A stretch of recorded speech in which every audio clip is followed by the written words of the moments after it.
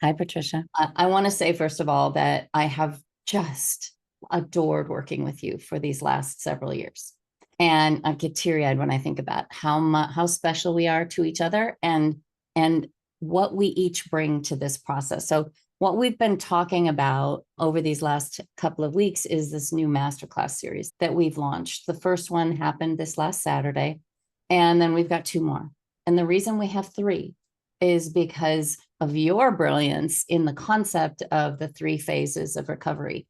Could you take a minute to explain what that is for you? Thank you. Yeah. So this is all built on observing my own journey. And what I noticed and working with others, it's the combination of coaching others and seeing what they're going through, applying what I've learned and continue to learn and deepen. But what I notice is that people come to a weight loss situation. They're gung ho, they're ready and they want to get it. Just tell me what to do. I'll do it. I'm ready. I will do whatever you say. And I want it to be done. The attitude of, can we finish? Can I be finished with this? I've had this all my life. I want to be finished. What I've learned in working with others and in working with myself, that there are phases. There are phases. Yeah, that's the first phase. I am ready. I'm willing. I'm going to come back, or I'm coming back. I'm going to look at it. And this time I'm going to get it. And I want to arrive. We know what we're talking about with arrive. We want to be a certain weight. It has to look a certain way on the scale, blah, blah, blah. That's, and looking at it the way we're looking at it is that's the first phase. Yeah, we're ready to start a movement for ourselves. But we think the end is getting to this number. And what we learn is that there are phases. We have to look at what are the things we've been thinking that brought us to the food to begin with. But we can't begin with that. We begin with, I want to go on a food, I'm ready. I'm ready to look at this. So that's the first phase. Then we move into And can what, I say something really quickly about that first phase, which is just, it is integral to my existence that I had to look at the plan and how it was affecting my body. I don't care what plan you're on. I really don't.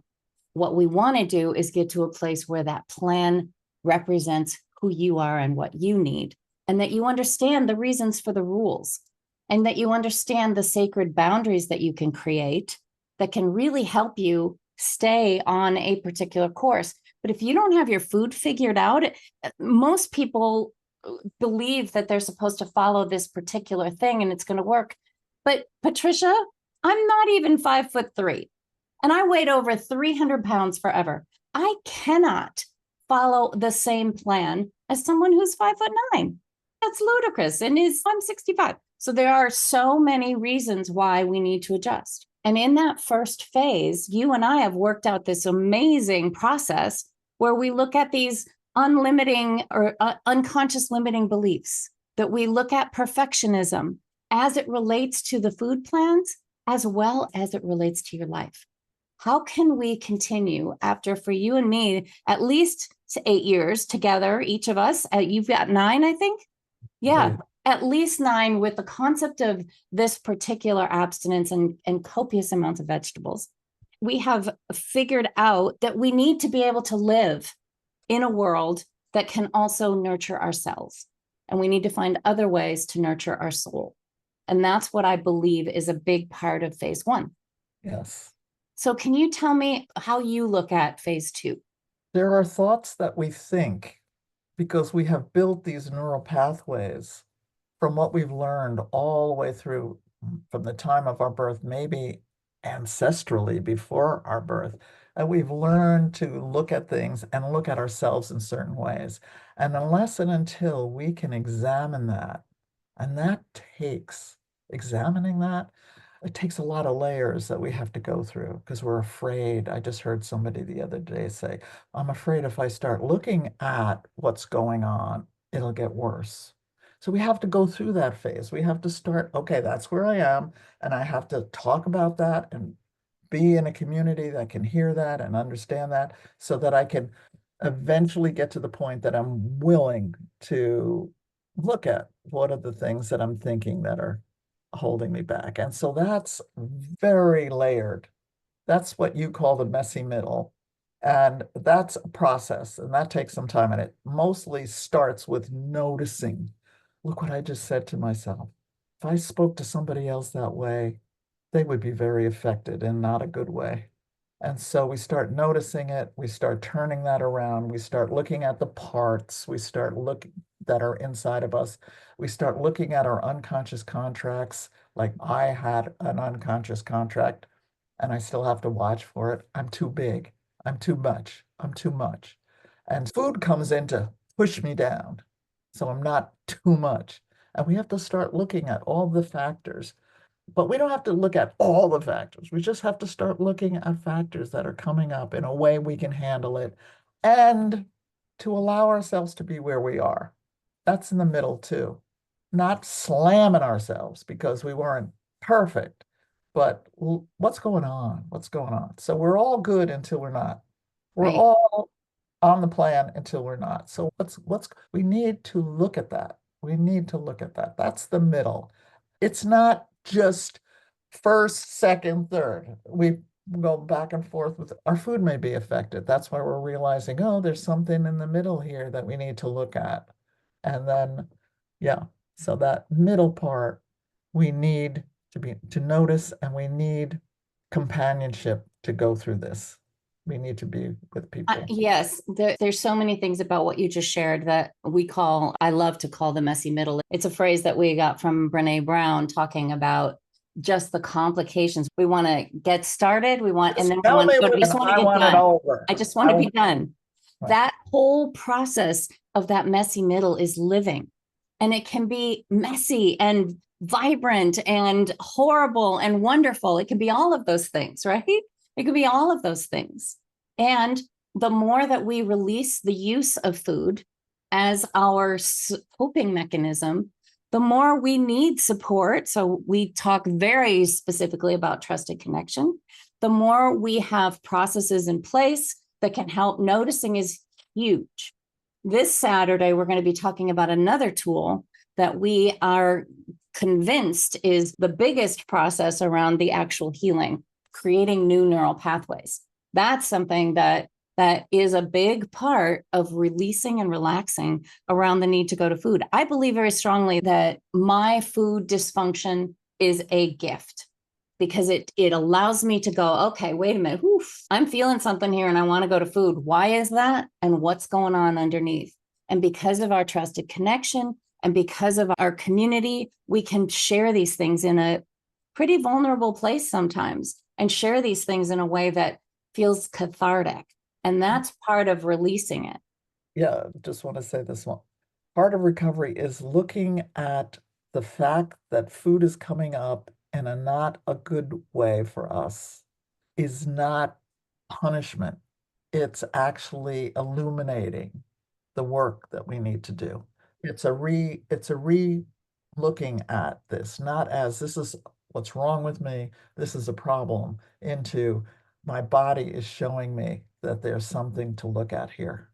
That's the magical reframe. And that's the release of the concept that at some point I'm going to be done with this crap. Right. What if it just shifted? What if it was no longer awful? What if it was no longer this gripping of the steering wheel? That's where we work so well in illuminating other possibilities. Yes, I'm walking with people. Yeah. Can you talk about phase 3? Phase three is, unless we get to phase three, we'll just be losing our diet again. And unless we can get to the point, and we have to go through a lot of the messy middle stuff to do it, we don't know who we are. And I think a lot of the reason we flop back into food is because we're not looking to see who am I if I don't have an eating problem? Who am I being if I don't have an eating problem? That's I'm saying that in a sentence, but that's deep thinking. And that's deep work that's being done. Who am I? I don't know who. I've been working on this all my life. I don't even know who I am without it. Right. And so that's a couple of sentences to talk about that. It's not that learning to go in and find out who I am, who I'm being, that I'm covering up because I have all these fears of becoming that. Because what is this going to mean to me in my life? Though that's a strong phase.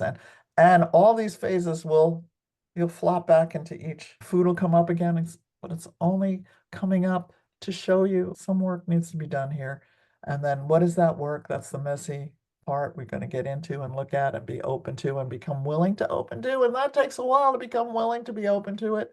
And then becoming your authentic self, becoming who you really are in there without all the struggle. And it's not that you won't struggle, but struggle meaning something I get an opportunity to look at and work through. So it's not so overbearing anymore. There's this beautiful concept that, as we've been working on this concept, but you introduced this concept to me, I don't know, 4 years ago, maybe. And you and I have been working diligently multiple times a week on diving into the essences and the nuances of each of these phases. And one of the biggest issues that I've loved is the idea that we are born whole. You talk about being too big. I feel the same way.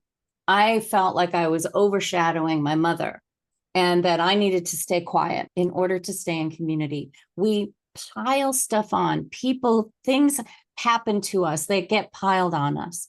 And we use our food as a distraction and as a soothing and Shut supporting. up.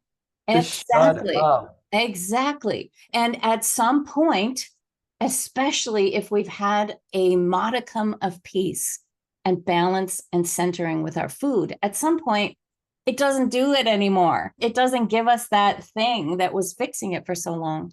And we are compelled to figure these things out and compelled to move to these. I think of the third phase when we talk about it.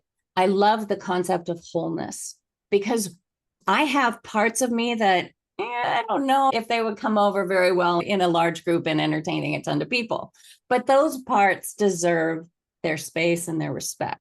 And when I can open up to those, what Phil Stutz calls the shadow parts, when I can open up and allow my shadow parts to be in trusted community, it's a glorious thing. And that's what wholeness is. And when we can recognize that this does not have to be my life, just imagine for a moment that magicality of being able to release all of the, what am I going to have for breakfast? What am I going to have for lunch? Oh my God, I really want this. Oh my God, this is really stressing me out. I don't have a plan here. How can I say yes to this event? Oh my God, I'm going on vacation. And we've been able, from this work, put together lessons in a course. Yeah. And that's what we want to talk about, the unfolding of this. It's not, we have master classes to describe this, but the course is really something that we've put together to lay it out in ways that people can understand. And we've seen incredible results. I'm going to put in the comments the way to connect on making sure you get access to the masterclass this weekend, as well as the recording from last Saturday. We've already had quite a number of people watch it, and we've gotten tons of positivity. It's an hour long and well worth your time. The next masterclass is this Saturday at 7 a.m. Pacific, 10 a.m. Eastern. I would really encourage people to just check out the comments and sign up and just see if this makes sense to you. Because the whole point of these masterclasses is to open up to the world the possibility that it's not the diet, guys. The diet is important. It is absolutely important, but it is not about the food. No, it's not.